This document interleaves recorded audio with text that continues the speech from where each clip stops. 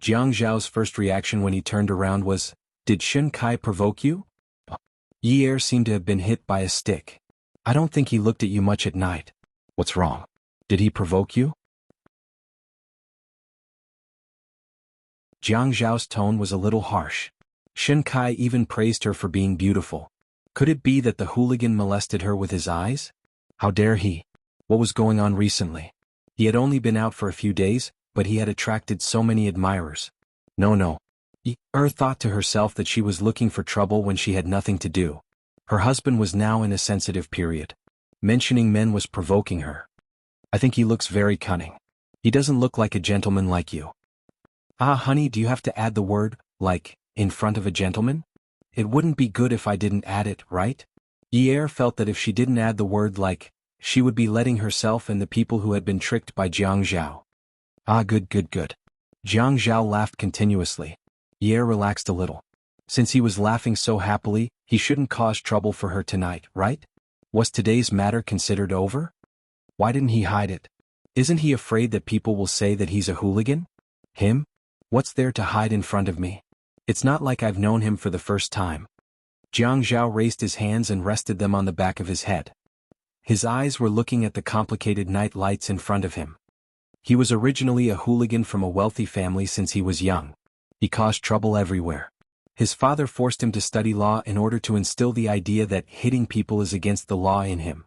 He can be considered the representative of a prodigal son turning over a new leaf in our group.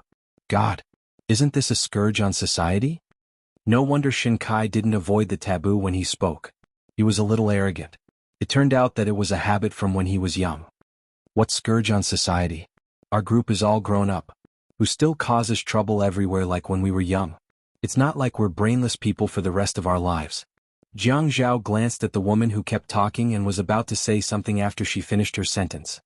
He sneered, "Yi Er, don't you think you owe me an explanation for the 15 yuan haircut today?" Yi Er's hands tightened on the steering wheel. She swallowed her saliva. "Give me an explanation? You're not Qiuju. You have grievances to complain about. Why do you need an explanation?" But she didn't dare to talk back to Jiang Zhao. Her eyes darted around. She turned the steering wheel to the right and stepped on the brakes. After parking the car, her nose twitched and the corners of her mouth collapsed. She leaned over the steering wheel and began to sob. "I was scared to death by him today. I was scared to death. I was afraid of embarrassing myself with Xia Qian around.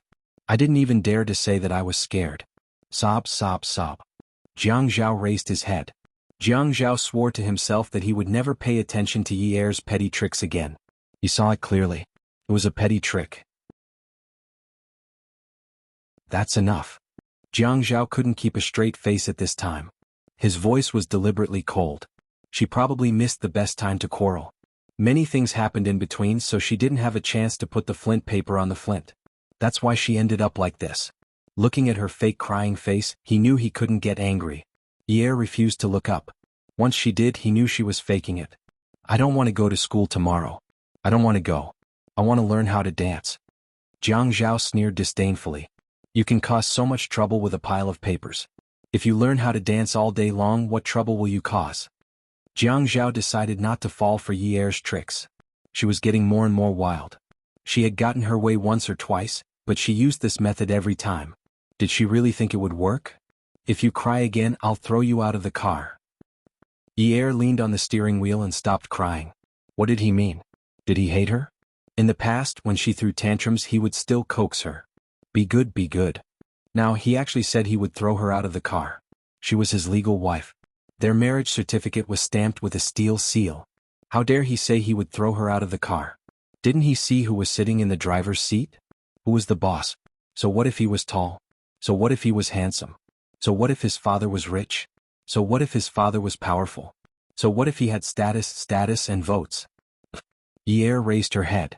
Her eyes were dry. She stared at Jiang Zhao. Jiang Zhao wanted to laugh, but he only made a tisk sound. She was indeed faking it. Yi Er felt that she was at an age where loyalty was high. How could she be so cowardly? When the tisk sound came from Jiang Zhao's mouth, Yi Er's heart was burning with anger. She wanted to win a round for herself. Therefore, before Jiang Zhao could finish his sentence, "Little fox, all you know is to act all day long," he had not said it out loud. The car was followed by a vroom of the accelerator. "You're cold." It shot out like a bolt from a bow. Although Yi-er had more experience than her peers and appeared to be more mature, she was at an age where she was full of youthful energy. It was inevitable that she would feel uneasy. Moreover, she was not as afraid of Jiang Zhao as before. That was why she was so bold right now. Jiang Zhao was sitting in the car when he suddenly felt a push from behind. His body moved back and forth rapidly as if he had hit a wall. He immediately reached out to grab the handle of the car roof. "Yunyi, what are you doing?" What am I doing? If you don't admit your mistake today, I won't let you off." "Why would I admit my mistake? Don't you know what you did wrong?" Yi-er said angrily. She stepped on the accelerator and released it at times. Jiang Zhao had drunk some wine that night. Sitting in the car now, he felt extremely uncomfortable being pushed and pulled by someone. Yi-er's car was like a nimble snake, shuttling through one road after another. In order to avoid or prevent a rear-end collision, Yi-er quickly braked and sped up. She did not care about the feelings of the beautiful man sitting beside her. The car was headed towards the seaside bridge. "Yunyi, are you crazy? Do you have to drive like this in the city?" "I like to drive like this. What can you do about it? Didn't you say it already? What's yours is mine. Then I have a share in this car. Besides, I'm the one driving now. I can drive however I want. Mind your own business." Jiang Zhao felt that something was wrong. Did the little fox become a little female leopard? He admitted his mistake. What mistake did he make? Shouldn't he be the one to admit his mistake today? "You're asking me to admit my mistake? I haven't asked you to admit your mistake yet. If it weren't for your indecent behavior outside all day long, would you have provoked that 250? If I can provoke them, it means that I'm charming." "What? You're not convinced?" Yi-er was going all out. She did not care anymore. He was going to throw her out of the car. She was going to make him roll out of the car today. Did he really want to pull out all her claws and teeth? Forget it for the sake of it. Did he dare to do it for real? If he really dared to be so ruthless, she would definitely not let him off easily. Jiang Zhao immediately became spirited, and the smell of alcohol wafted up. Yo, did he hear wrongly? Did he hear wrongly? What did this little wench just say? She said that 250 provoked her because she was charming? What? She still thought that this was a good thing? An amazing good thing? Awesome novel Hongcha 866.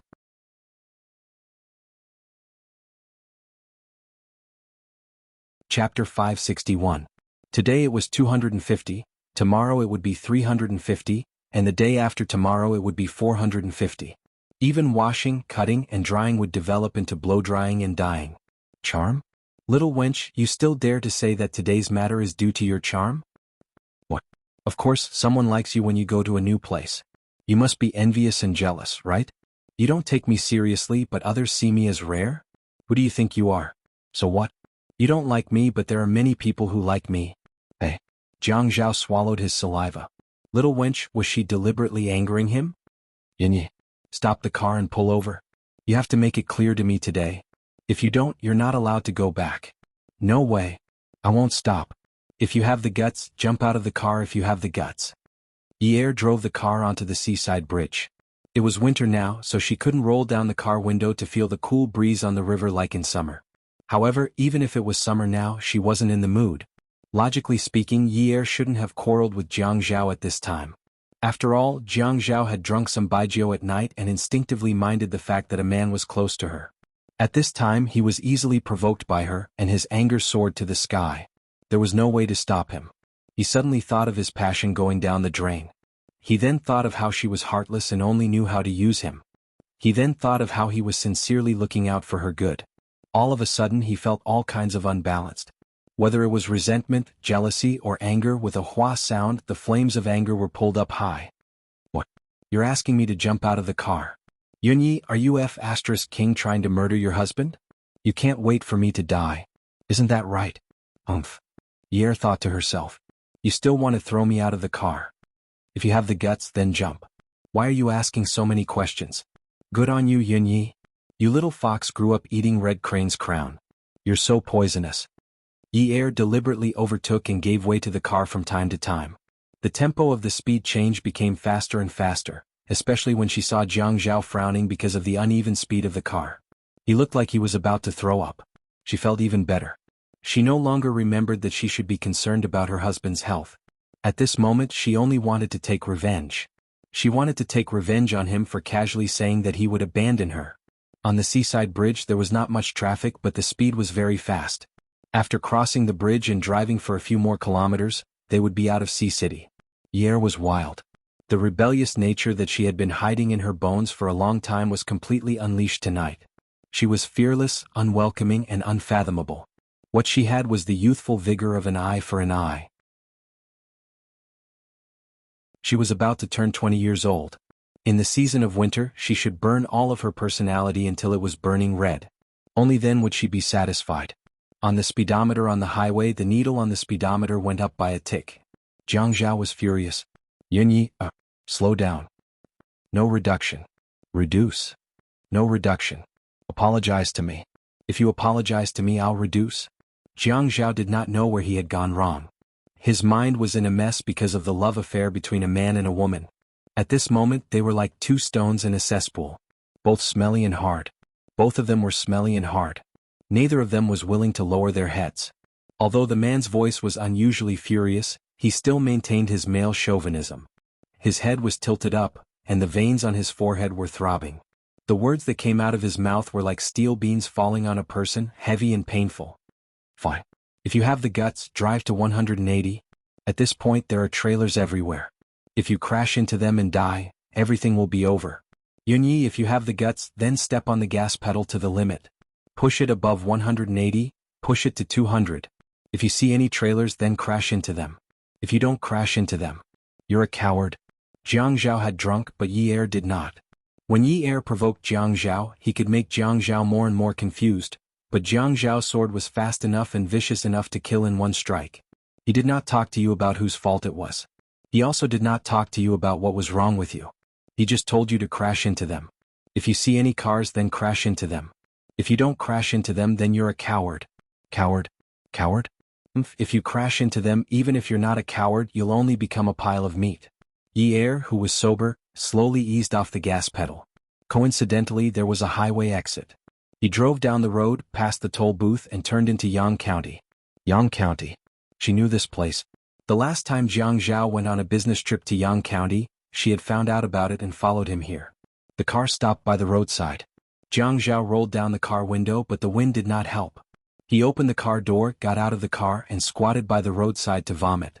Yair's sense of revenge slowly disappeared. After the two of them had a hysterical argument, she felt guilty when she saw Jiang Zhao's pale face vomiting after getting out of the car. She walked over and squatted down to pat his back. She did not wear a thick jacket. She did not expect to stay outside so late at night. She did not expect the temperature to drop at night, so she felt a little cold.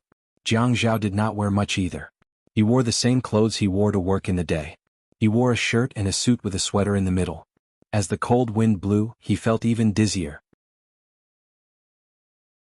Jiang Zhao felt like his stomach was about to flip out from Yair's driving skills. When Yair reached out to touch his back, he slapped her hand away in annoyance. Yair was not too happy either. However, even though she was unhappy, she could not really leave him alone.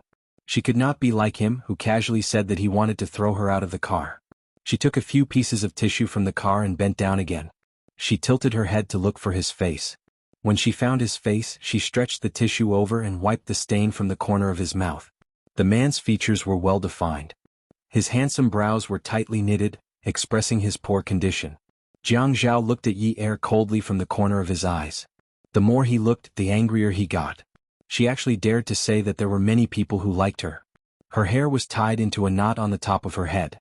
She was just a little girl. She had clearly said that she would be with him.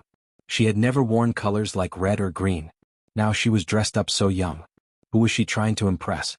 Making him vomit? Fine, she did it on purpose. Did she think that he did not know? Come here, Jiang Zhao said softly. At this moment, the night wind started to blow. The air was so cold that she was shivering. This was the road into Yang County. They were just 1 kilometer away from the city. However, it was the suburbs after all. This place felt a little desolate. Yair squatted down and moved closer to Jiang Zhao. She did not act like a little pug and shamelessly call him hubby, like in the past. She just moved closer. Jiang Zhao took a deep breath. His handsome face was expressionless. Come closer. Yair pouted. She moved closer. She felt that since she had improved, she did not wag her tail and beg for pity. So what if she moved closer? What was there to be afraid of? The back of Yi Er's head was held. She was shocked. She looked at the man's eyes that were originally cold but were now unusually bright. She suddenly realized that this was not good. She wanted to break free and run. The man held the back of her head with one hand and her waist with the other. When he stood up, he pulled her up with him and pushed the car over. The door of the front passenger seat was not closed. The woman was controlled by his hand and pressed against the seat. Women who learned to dance were indeed different. Look at how soft her waist was. It was not strenuous for him to press her down. Yi Er looked at the man's mouth coming closer. She suddenly remembered that he had vomited earlier. Oh God, he had vomited. Her little head dodged left and right, but the undisciplined hand behind her head was too unruly and forcefully held her down. She could only clench her teeth and shut her lips tightly. She didn't even dare to scold anyone now. A crow would throw a piece of meat to a fox when it opened its mouth. Now that she opened her mouth, the fox would throw some minced meat to her to eat. It was even meat that had been digested in her stomach. It was not just meat. It was quite sumptuous. There was wine, meat, and even vegetables. Jiang Zhao was capable of doing this. She knew that the last time he was hospitalized, that meal was because he said that she disliked him and forced him to eat the soup in his mouth. Later on, if Papa did not come, he would definitely force her to eat the meat that he had chewed. When did this person change in his previous life? Could it be that he had a childhood shadow? Or did he meet with a huge setback in his life? Otherwise, how could he be so abnormal? There was a smell in her nose. That smell made her want to vomit. No matter how much she liked him, she did not like him kissing her after vomiting. But no matter how much she dodged, his mouth would still shamelessly come and eat her mouth. Thinking of that day when Fei Yan was forcefully kissed by Xia Qian. Oh God, how did Fei Yan not vomit? How could Fei Yan not vomit? Wasn't those minced meat disgusting? Jiang Zhao's tongue forcefully stuck out Yi Er's mouth. He did not believe it. She made him vomit, so it was natural for her to be taught a lesson. Let's see if she would dare to deliberately step on the brakes and the accelerator again next time. She could mess around, but not this kind of thing. But she could only mess around with him like now, mess around. Yi Er knew that she could no longer hold it in, especially when Jiang Zhao's mouth that had just vomited a stomach full of filth was already biting her mouth. She could no longer hold it in. Her skin was thick, but her stomach was thin, very thin. Just a slight movement and it would cause a revolution for her. Ugh, she hiccuped. Hold on a little longer, hold on a little longer. The man's tongue had successfully reached her mouth, but at this time she did not think of biting off his tongue. She still wanted to live with him. What if she bit off his tongue and became a mute? What would she do?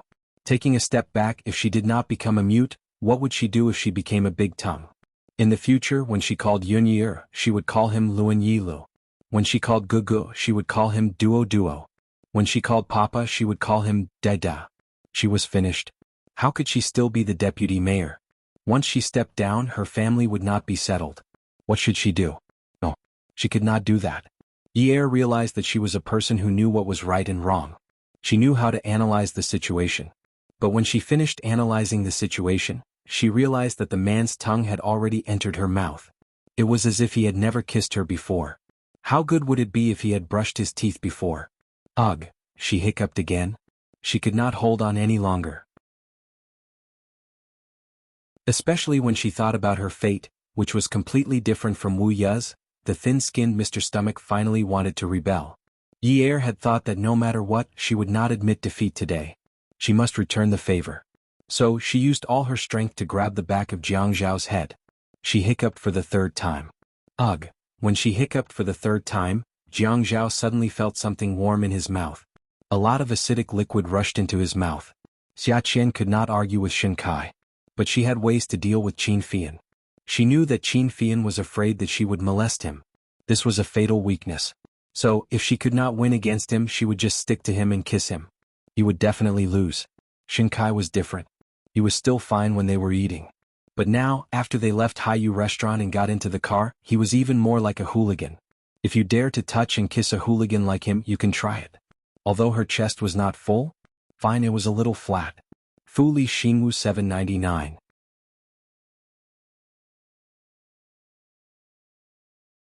Chapter 562. Although her chest was a bit flat, but for an outstanding girl like her, it was inevitable that men would treat her differently. If this hooligan were to take advantage of the situation, then she would really be careless and lose the Jingzhou. Xia Qian felt that she was pitiful. Even though she had dated a boyfriend in the past, she still knew a little about men. The men she knew were from books and classmates. The male students in her class were a little worried that she would fall in love with them and then become a bisexual. So they tried to avoid her as much as possible. How sad and bitter was that? Xin Yuan, are you going to argue until dawn? Xia Qian obviously had no way to fight back. What could she do? If someone was put in a difficult position because of a question, it would be hard to tell whether the chicken or the egg came first. If they were to write a proof question, they could at least trace it back to an unknown era. Then they would continue to argue until everyone was in their coffins, and there would still be two factions. Is there a need to argue until dawn? Keep driving and we'll reach Mount Lingshan. I'll come back after sending you to the crematorium. So you're saying that you're going to send me to the crematorium and not to send me back to school? Xia Qian felt that she should calm down at this time.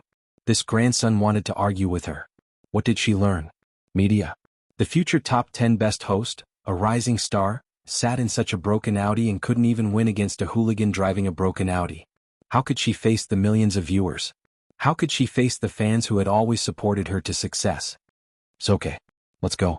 I heard that there's nothing to be afraid of in places with strong yang energy. Xin Yuan, you're a man full of yang energy sitting in a car. What's there to be afraid of? You're not a person who's neither a man nor a woman. Even ghosts would be afraid of you. So after thinking about it, there's nothing to be afraid of. Nothing to be afraid of? She could only lie to the ghost sisters and brothers on this road. In fact, she was scared to death. Shin Kai made a tisk sound. Strange, this girl was not so stupid now. Was she really pretending? I'm thirsty. I want to drink water. Xia Qian felt that she should stop the car and find a shop to buy a bottle of water. Then she could see if there were any children around and let the children see if the road was full of people. Shin Kai said, turn your hand over. There's water on the shelf behind. Xia Qian lowered her head. I'm hungry. There are biscuits and bread on the shelf. Forget it, you drive. I'm going to take a nap. Xia Qian felt that she had thrown caution to the wind. She could only admit that she was unlucky to have met such a powerful young master. If he was going to mess with her no matter what and drag her to Mount Lingshan, then she could only make an appointment with the ghosts tonight. She could do an interview with them and ask them how their lives were like in the netherworld. She could get straight to the point and ask, Brother Ghost, are you happy? Then they Saturday. Did the King of Hell owe them their wages? Of their working hours? How much was the salary during the holidays? After all, the living standards in the mortal world had improved. The trend of aging was becoming more obvious. Business in the netherworld might not be so good. But now, medical accidents, car accidents, murder, drug abuse, eating oil, drinking a bottle of milk, and drinking water could all be fatal. Therefore, business in the underworld could also be very good. Xia Qian felt that the main content of the interview tonight should revolve around the livelihood of the people. After all, it was good that everyone was good. Shin Kai looked at the rearview mirror. She really fell asleep? When he mentioned it just now, she was so scared and clutched the thin pillar behind his head. Wasn't this speed of calmness a little too fast? How was her brain made? God, her breathing was even? Just how heartless was she to be like this? Jiang Zhao and Yi Er squatted by the roadside. They were vomiting, but they still continued. How did that song go? Have you ever disgusted me? Have I ever disgusted you? Being with disgusting friends is happier than anything else. Jiang Zhao thought that he had enough stamina, but he didn't expect Yi Er to vomit everything into his mouth. This bag was all wrapped up and he almost swallowed it. After the two of them finished vomiting, they went to the trunk to rinse their mouths. Yi Er didn't feel disgusted anymore. She remembered what happened last time. This time she felt that she had to give Jiang Zhao a good psychological lesson. She raised her mouth and spat out the water in her mouth. After a few times she said to Jiang Zhao, what do you mean? Didn't you say that I shouldn't be disgusted? Didn't you say that you were going to chew meat and vegetables and spit them into my mouth last time? Why can't you accept the food I chewed today? Are you disgusted with me? How can that be the same? After you chewed and swallowed, it's sour now. When I chewed and spit it out for you, it was fresh and not expired. Even if you can't live on, you won't have to eat expired food in the future, right? Jiang Zhao said with a face that said, that's the truth. Yi Er sighed. God forgive me. I really can't argue with him. I can only lose. Jiang Zhao was almost sober. He slowly started to think about what happened just now. He got into the car and said, Let's go find something to eat. I'm hungry. You ate so much of my expired food and you're still hungry? Ha. Jiang Zhao didn't answer. He closed his eyes and rested. As he rested, the corners of his mouth curved slightly. He was blatantly telling Yi Er that he was up to something. Yang County was located on the outskirts of Haiqing, but it was also Haiqing's harem. Many rich people in Haiqing would buy villas in Yang County to avoid the summer heat. It was really comfortable. Yang County had been developing tourism, so there were many local specialties. Of course, many of them were fake. People said in skits, "The taste is very good, but it's too little." However, there were some snacks in Yang County that were advertised a lot, but the taste is really bad.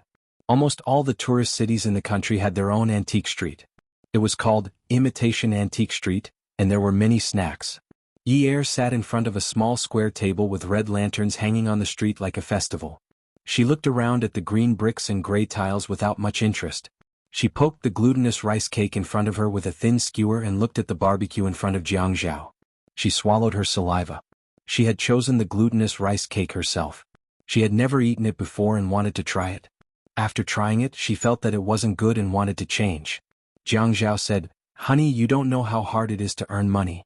It's shameful to waste a single cent." Shameful? He knew how to be shameful. Therefore, the woman who lived off a man could only put the glutinous rice cake in front of her and poke it, drooling as she looked at her husband's barbecue. Jiang Zhao ate with relish. As he ate, he said to Yi Er, "Actually, no matter how bad this glutinous rice cake is, you chose it yourself. If you throw it away, you'll be throwing money away. So you have to eat it. That's how you're responsible for it." "But I don't want to be responsible for it. I want to be responsible for the barbecue in front of you," Yi Er said with a pout. "Yunyi, you're a classic example of eating what's in the bowl but looking at what's in the pot. Xia Qian is right." Jiang Zhao looked very serious, but his eyes were a little sly. Both of them were tall. When they sat at the stall to eat barbecue, they had to bend down. Otherwise, it would be easy for the cumin to fall on their clothes. Yi Er looked up at Jiang Zhao. At that time, she thought that he didn't hear her. She didn't expect him to hear her. Xia Qian, this rascal, really wanted to kill her. She cursed that rascal to be scared to death by a ghost. "Since when did I eat from the pot but look at the bowl? Hubby, Xia Qian is slandering me." Yi Er finally gave in. Whenever she called him hubby, she either gave in or had other motives. At least most of the time. Jiang Zhao ordered another bottle of herbal tea. He never liked to eat food with strong flavors. It wasn't because it tasted bad. In the end, it was because he was vain and was afraid of getting pimples. He wouldn't tell Yi Er this reason. It was okay to eat it occasionally. It was fine to drink some herbal tea to relieve the heat. He took the herbal tea from the stall owner and rummaged through Yi Er's bag for a pack of tissues. He took out a piece of tissue and wiped the noodles for a while. Then he began the formal ideological education lesson for tonight. "Yunyi, you said that you didn't eat from the bowl but look at the pot?" "I promise I didn't." "Then what did you say in the car just now?" "You said that there are many people out there who want you." Jiang Zhao had sobered up at this time. He was very gentlemanly and wasn't sulking. He smiled and spoke patiently. However, Yi Er felt that there was a needle hidden in cotton. It was very insidious. After taking a sip of the herbal tea, Jiang Zhao continued to eat the barbecue as if nothing had happened. He left Yi Er alone to poke the glutinous rice cake even more. She stuttered and didn't know how to explain the situation to Jiang Zhao. She did say something like that. "She didn't do anything wrong, right? This is not the same as what you said at the beginning. This is not eating from the bowl but looking at the pot. I don't accept this kind of slander." Slander? Jiang Zhao was eating the barbecue, but his movements were very elegant. He put the bamboo skewer horizontally to the side of his mouth and bit off a piece of meat. He took the skewer away and chewed the meat. However, the way he chewed was so good that even young girls would turn around to look. The tourist street was a little better. There were few locals. Not many locals would go to Fanggu Street to eat barbecue. It was expensive and might not be as delicious as the stalls outside the neighborhood. "Then do you dare to say that you didn't say those words?" "I said it." "You think that there are people out there who want you. You are very proud, you are very impressive, and you are very proud. You want to spread this kind of arrogance and finally achieve the effect of arrogance. Am I right?" "No. No. Why did you ask me so arrogantly if I am convinced?" Jiang Zhao was still smiling. He felt that he couldn't use violence on this little wife for the time being. He had to be gentler. Therefore, when he smiled, his eyes were really gentle. Wife, how do you think I am convinced? Should I compete with you to see who has more admirers outside? Yi Er was completely convinced. Could she compare with him? How many people wanted to climb into his bed? It also depended on whether he wanted it or not. Not everyone was as good as the Ouyang Yen and as elegant as the Ouyang Yen. I said those words out of anger. Words out of anger? Yes, who asked you to say that you wanted to throw me out of the car? This time it was Jiang Zhao's turn to be stunned. He said that he wanted to throw her out of the car? When Yi Er saw Jiang Zhao's shock, she knew that she had hit the snake's body. She wasn't too sure. I was just angry at that time. You were fine, but you actually said that you wanted to throw me out of the car. I am your wife. If you throw me out of the car, where do you want me to go? Add Xingwu 799.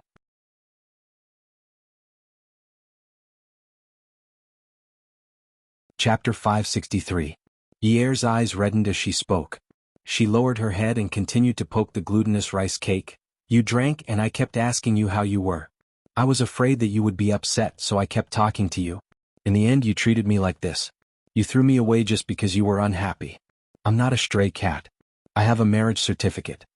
Yi Er's voice became softer and softer, like a mosquito. At this time, she was not pretending to be pitiful. She really felt that she was quite pitiful. The more she was like this, the more unwilling she was to raise her head and let Jiang Zhao look into her eyes. When she was pretending, she could not wait for him to see her misery. Now she was afraid that he would think that she was in a sorry state. A stainless steel plate wrapped in a food bag was pushed in front of her. The pork ribs are not bad. Have some. It's a pity to throw away the things you bought. Let me eat the glutinous rice cake. The man's voice was surprisingly gentle.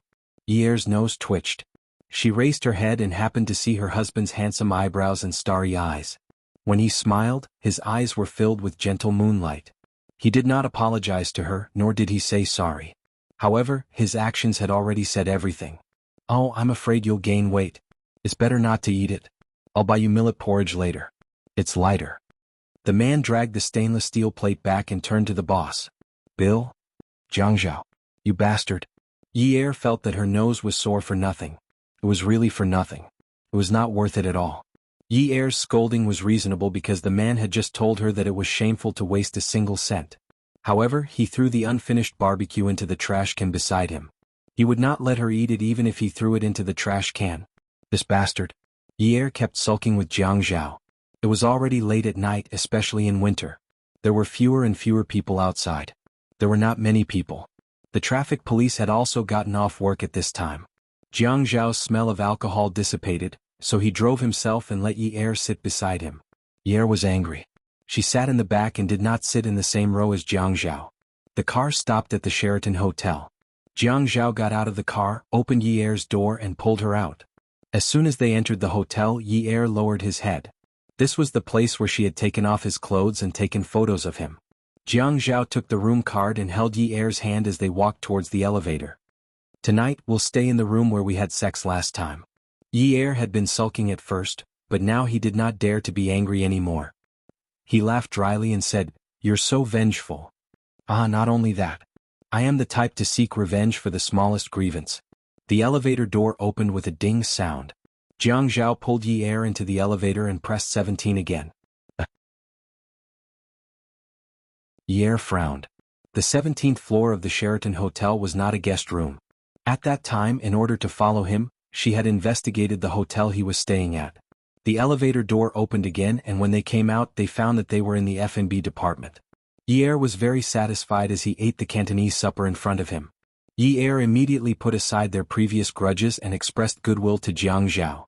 Jiang Zhao could only sigh and shake his head. There was nothing he could do about her. Her little face was like the weather in March, changing at will. Wind came and rain came, and then after a while it would be fine and sunny again. There was no pattern to it at all. He took a tissue and wiped the sauce on the corner of her mouth. Eat slowly. Why are you always like this? You should eat properly. When he spoke, he did not sound like he was reprimanding her at all. Instead, it sounded like he was indulging her. Yi Er picked up a piece of soft pork rib and threw it into her mouth. She quickly separated the meat from the bone and spat out the bone on the side plate in front of her. She wrinkled her nose and said, I'm so hungry. You kept eating, but I didn't eat at all. At that moment, a man appeared at the entrance of the restaurant. He was wearing a large brimmed hat that covered most of his face. He held a camera in his hand and pointed it at the seemingly loving couple. He quickly pressed the button to take photos. 1 photo, 2 photos, 3 photos. Asterisk asterisk asterisk. Qin Fian had been eyeing this plot of land for a long time. Even though he had given up on the competition due to the official report from the relevant department, it did not mean that he did not care about this plot of land. Even if he did not care, the shareholders would care about it. When he saw that the most successful bidder was Shi Empire's shares, Qin Fian sat in his office chair and did not speak for a long time. It was already past midnight. Ever since his secretary delivered this document to him, he had not cracked a joke. The secretary also did not dare call him handsome anymore. The glasses that perched on his nose had been tossed onto the table. The coldness that shone out from his beautiful phoenix eyes was rather eerie. The Shi family was interested in building a coating factory? That kind of business was not profitable, and the workers would be punished for doing toxic work. Did the Shi family look like someone who would do such a low-end business? The Shi family really had run out of ways to make money. They needed to build a factory and make a profit of a few million a year or even less. A few million? This joke was not funny at all. The price of this piece of land was now like a cabbage. A cabbage, and a rotten cabbage at that. Buying a rotten cabbage at a time when land prices were as high as gold. The reason Qin Fian could not bring himself to laugh was because he felt like he had been tricked. The years he had been in business had been too smooth. The Qin family's influence in Sea City was too big. Furthermore, he had his uncle and cousin, and he was a careful and courageous person. It was rare for him to suffer such a loss. Not only had he been made a fool of, but he had also been made a fool of. It was not surprising that the Shi family did not know about his involvement in the plot of land acquisition. However, if the Shi family really did bribe the experts in related departments to falsify the geological report, what did that mean? The Shi family's influence was no longer limited to the business world. It had only been 2 years in Sea City, but their influence had already reached into the business world. This was a dangerous signal. Qin Fian reminded himself that he had to stay calm and not jump to conclusions.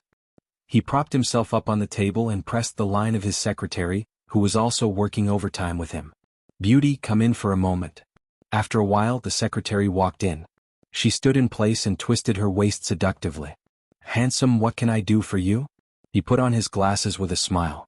The image of a handsome and refined man came alive. "Beauty, you were the one who brought me the newspaper about the water quality of the plot of land 326. Have you verified its authenticity?" "I thought." The secretary could not move her waist anymore, and she could not smile anymore. When the boss spoke with a cold smile, it meant that the problem was very serious. I thought that the information released by the authoritative department was trustworthy." "Trustworthy?" Qin Fian sighed. "Forget it, it's pointless to talk about this now. There won't be a next time." Seeing the secretary nod hurriedly, Qin Fian added, "Now go and verify the Shi family's connections. Do not leak this information." Drank a mouthful of soup and couldn't eat any more. Jiang Zhao said that she shouldn't eat supper, but it was useless.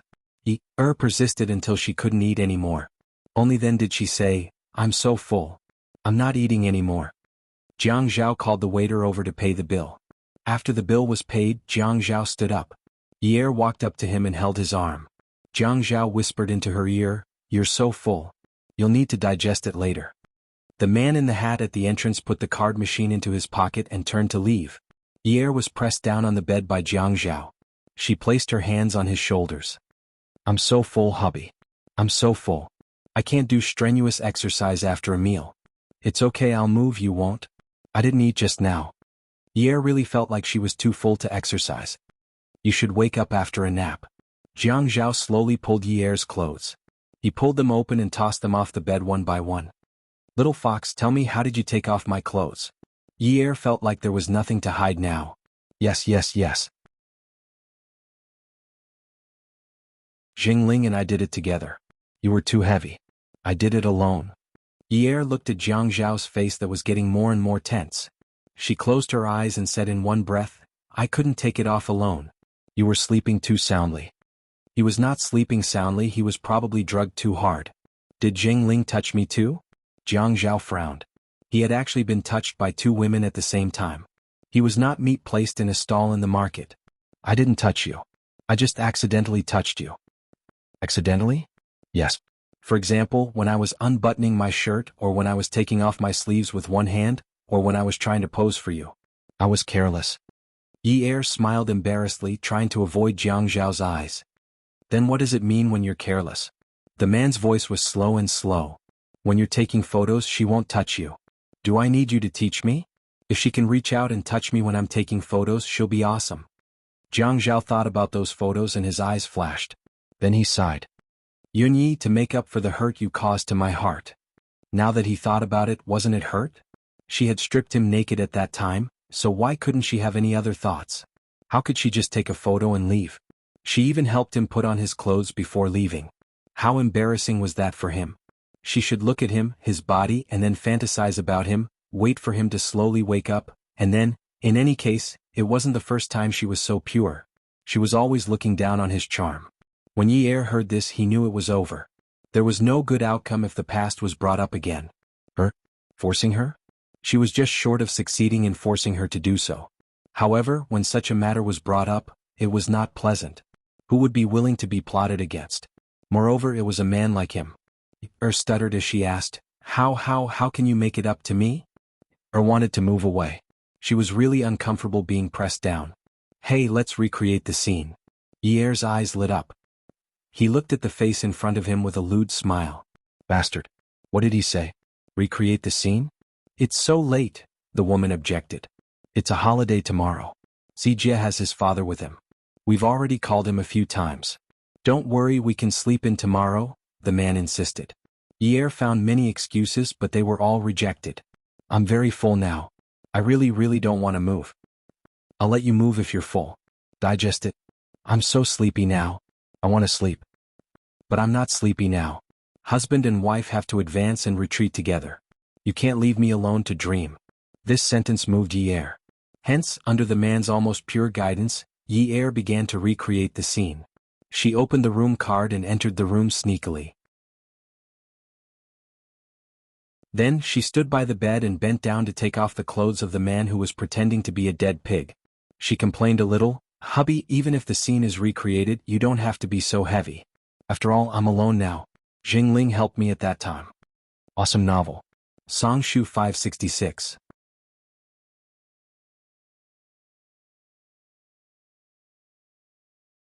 Chapter 564. Jiang Zhao cooperated and shifted his back. He lifted it slightly and lay flat again. Yi was discouraged. How can you be like this? Jiang Zhao closed his eyes innocently and said, Wasn't I drugged? How can I move when I'm drugged? You're so childish. Yi wanted to raise a fist as big as a sandbag and punch him. Childish? Who was the childish one to play like this? She looked at her own fist. It was a far cry from a sandbag, so she gave up on the idea of using violence. As he was taking off his clothes, Jiang Zhao narrowed his eyes and looked at Yi. What did you say at the time? You had to put it in the scene. Yi sneered in her heart. Did she look as stupid as Xia Qian?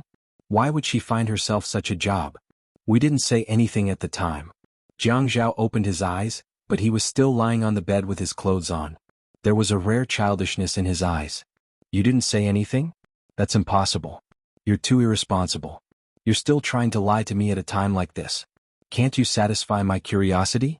Let me tell you, Yi, you haven't told me clearly about the washing, cutting, and blow-drying. *CK. Yi glared at Jiang Zhao. Who said that women were the most troublesome? Who said that? Who said that? Just drag him out and chop him up. Succumbing to Jiang Zhao's threats and promises, Yi only remembered afterward that she wasn't much better than Xia Qian. After all, Jiang Zhao was unconscious at that time. Even if she made up stories, he wouldn't know. The most stupid person in the world was Xia Qian.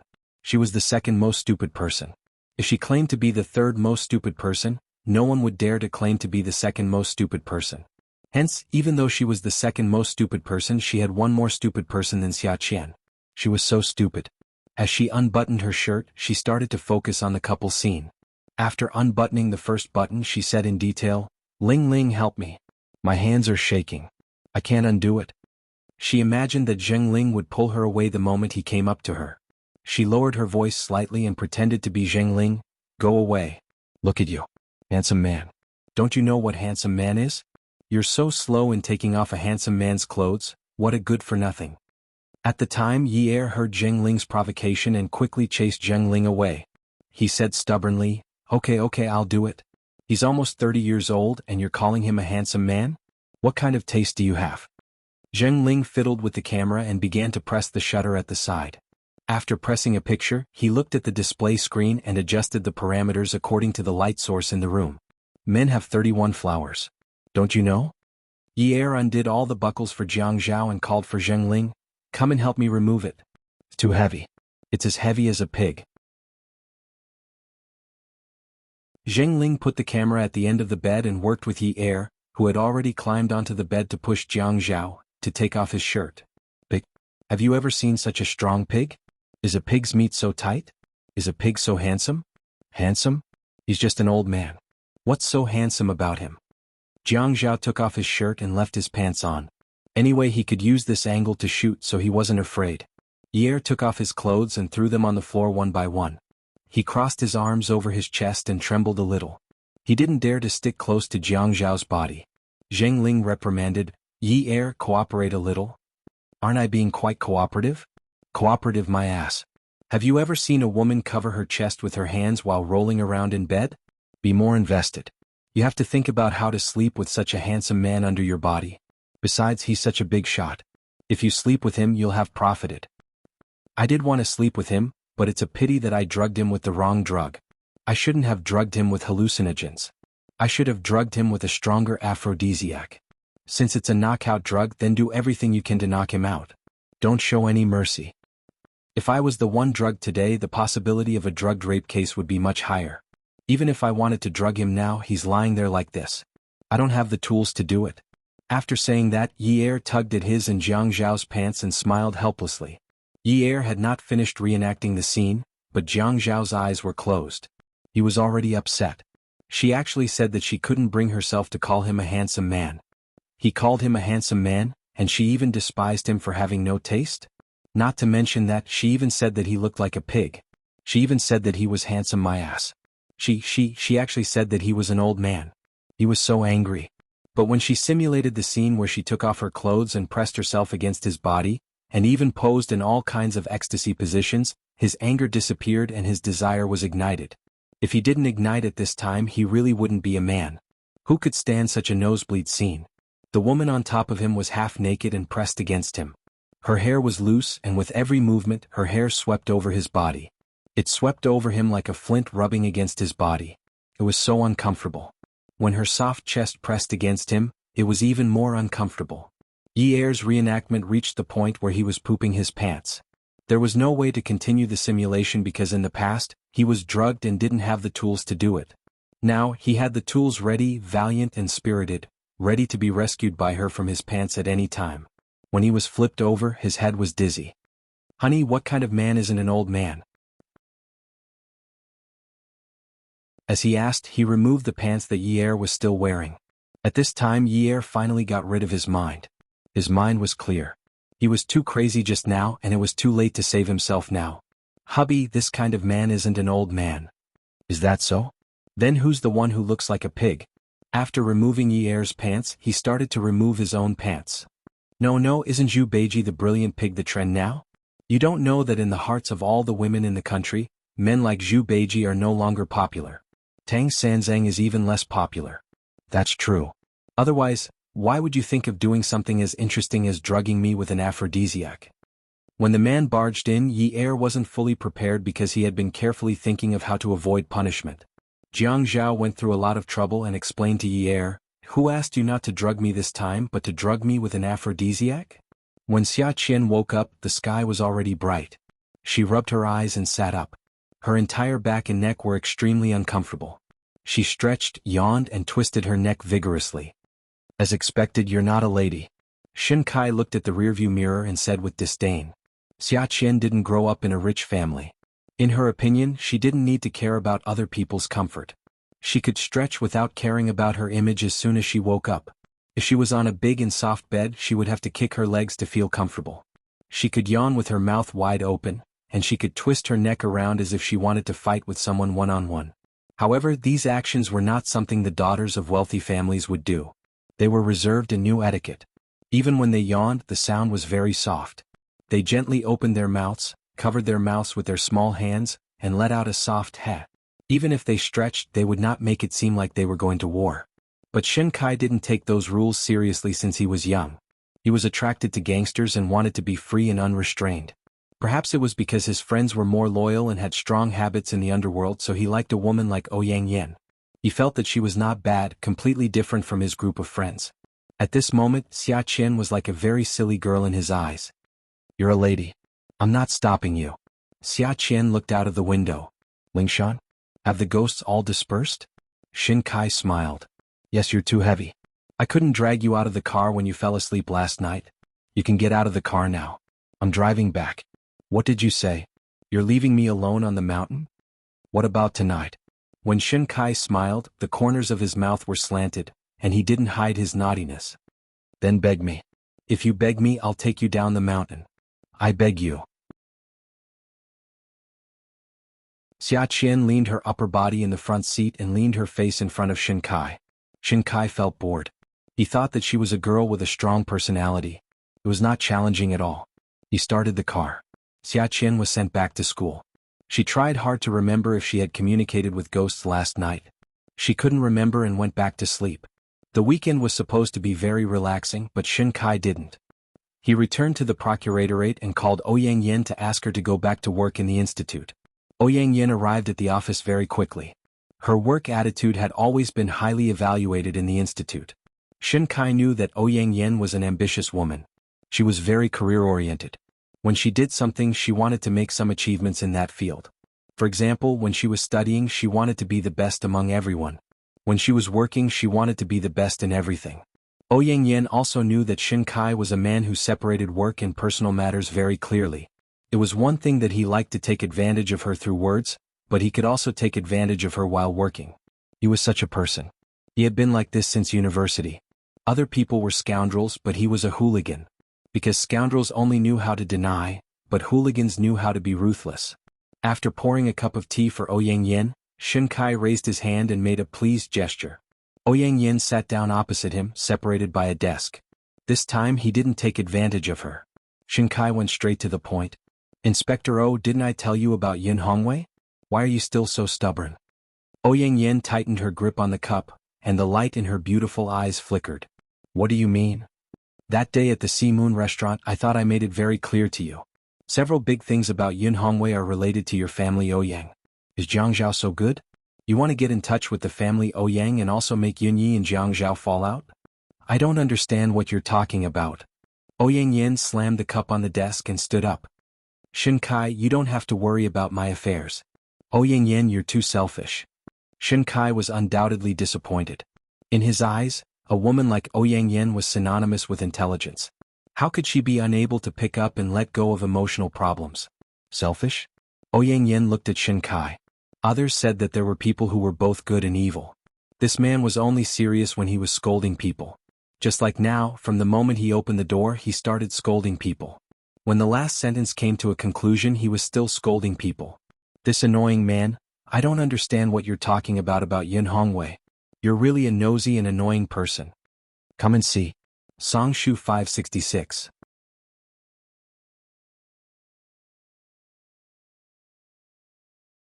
Chapter 565. Shin Kai knew that Ouyang Yen would have a small temper, but these small tempers would not be vented in front of Jiangzhao.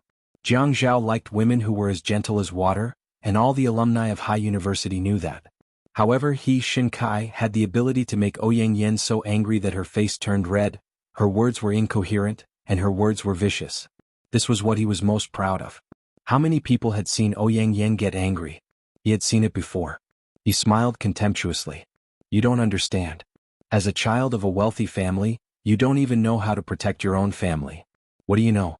You've lived 28 years in vain." Ouyang Yen sat down again.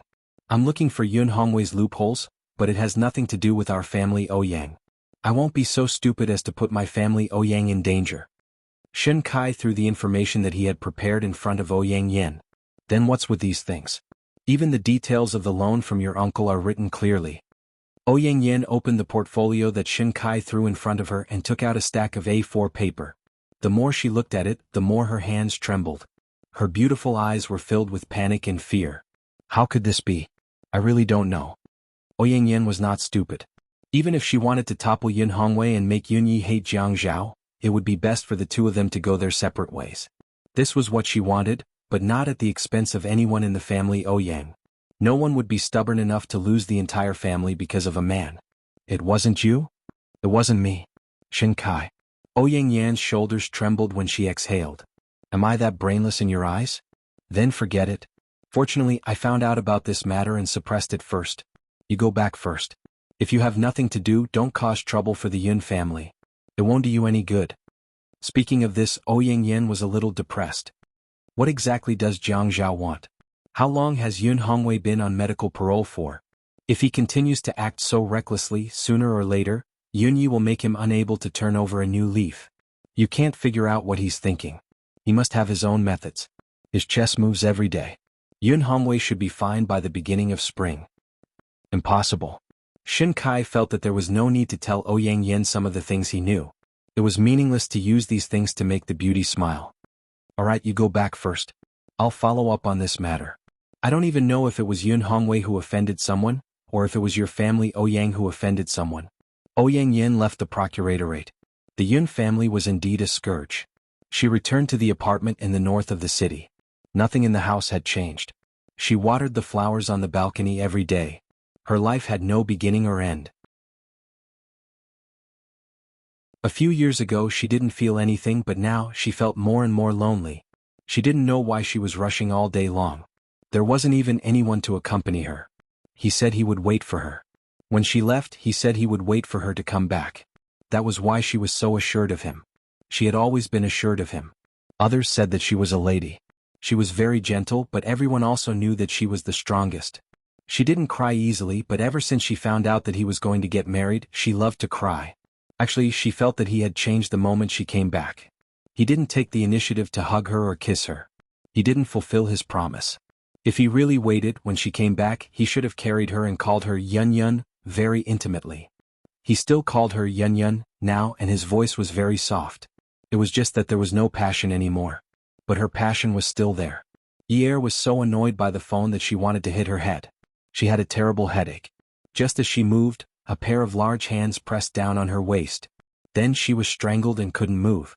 She struggled to open her eyes and realized that she was still lying on Jiang Zhao's body. She didn't get off at all. This immoral person had indeed slept in her body. He was still there now. He was dreaming with his eyes closed. He was shaking his butt in his dreams. Look at his despicable face. Later on, he insisted that it wasn't enough to reenact the scene. Since it was a knockout drug, then they should do it. Alright, this knockout, the sky was already bright. She wanted to answer the phone, but he refused. Jiang Zhao slept very comfortably. He felt that it was really comfortable. He felt like he was looking at the sea and wanted to swim. He was a little sleepy. He felt like he was at the beach in the middle of summer. The sun was scorching, but it made him feel very comfortable. He wanted to jump into the sea quickly, but he couldn't move. It was as if he was surrounded by something. So he wanted to move his body away, but the moment he moved, the sun seemed to be even brighter. He was dying of thirst. The sea was just a step away. He touched it a little. He moved forward a little and felt that he was closer to the sea. Closer again. It was a wonderful feeling. He felt like he was going to soak in the sea. He had to jump in. He had to jump in immediately. There was something in front of him blocking his path. He couldn't move forward, but he refused to let go of the obstacle. The moment the obstacle left him, he felt uncomfortable. He had to move forward tiredly to feel comfortable. He reached out and hugged it tightly. He had to hug this obstacle and jump into the sea together to swim. So no matter how many times the phone rang, Yi couldn't answer it. Jiang Zhao closed his eyes, turned over, and jumped into the sea. He pressed down on the obstacle he was hugging and started swimming happily. He had never felt so special in his life. Yi had been tortured to death by Jiang Zhao in her dreams. This bastard could actually eat her up in her dreams and even enjoy it so much. Jiang Zhao slowly woke up and realized that something was wrong.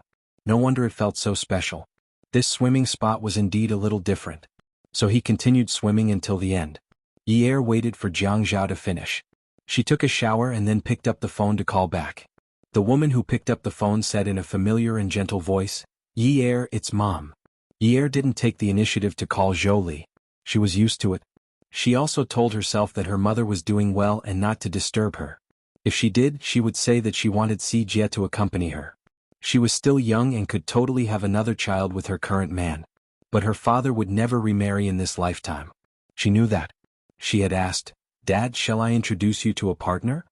It's enough for Dad to have all of you." She knew that her father had been hurt by her mother.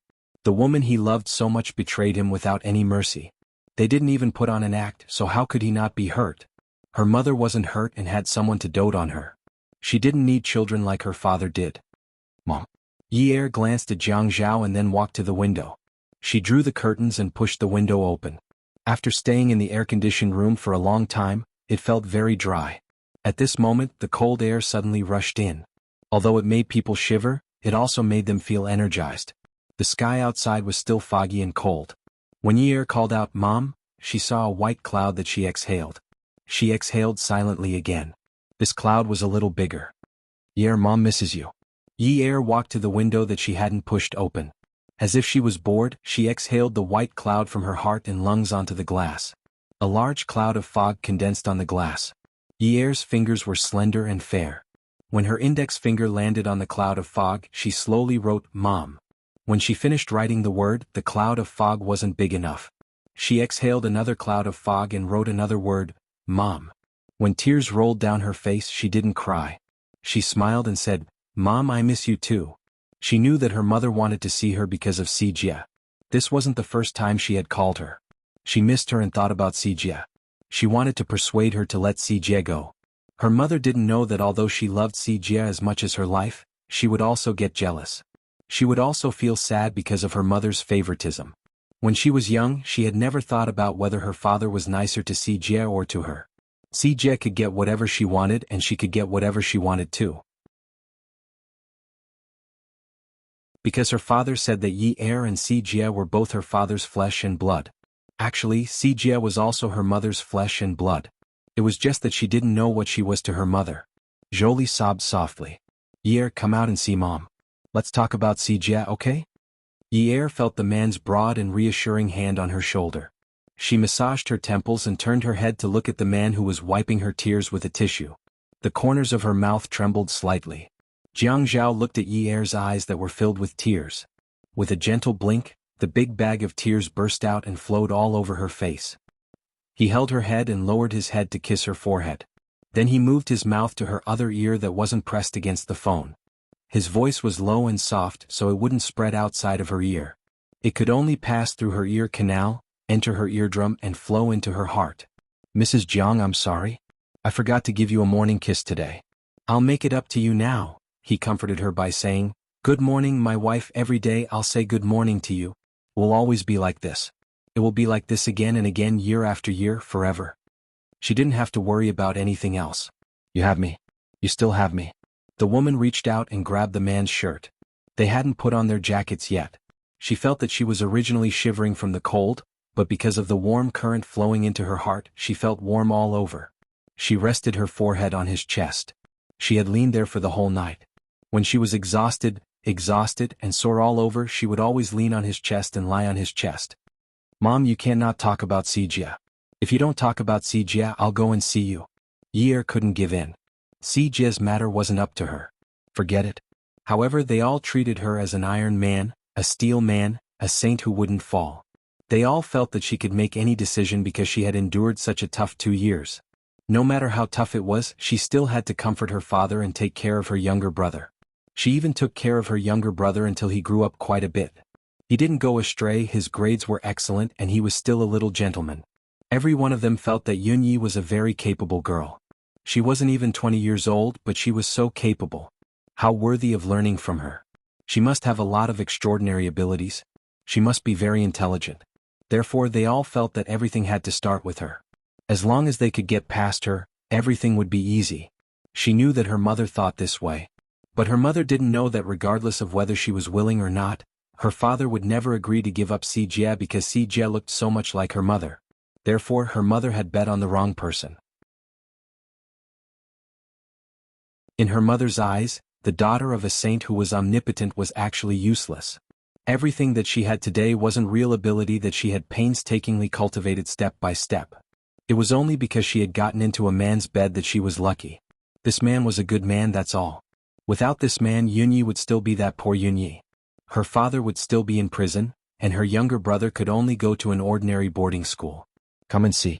Hongcha 866, that you're tuning in to the Dreamy Chapters YouTube channel.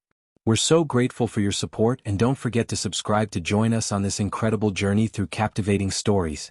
Your generosity through donations truly makes a world of difference, as it's the primary source of revenue that allows me to expand and enhance this channel for you. Thank you from the bottom of my heart for being a part of this adventure.